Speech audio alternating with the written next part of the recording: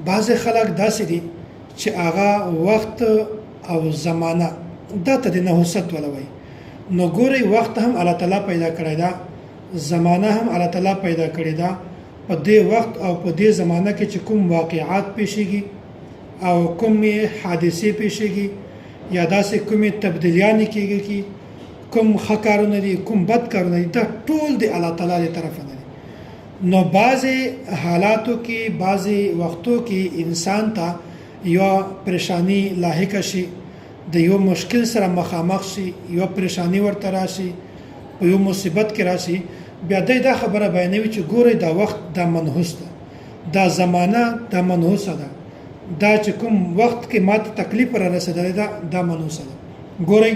د ما کاروبار خراب شو نو دا وخت منحوس ده، د ما بچی وفات شو دا وخت منحوس ده، د ما په زندگی کې د ما په عملی زندگی کې تبدیلی راغله خراب شو دا د وخت نحوست ده. دا خلک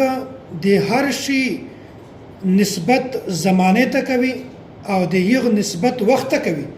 چې دا ما ته کوم نقصان تکلیف را ورسېدو د دغه تکلیف وجه دا وخت او دا زمانه ده، حالانکه دا خبره بالکل بے بنیاد ده.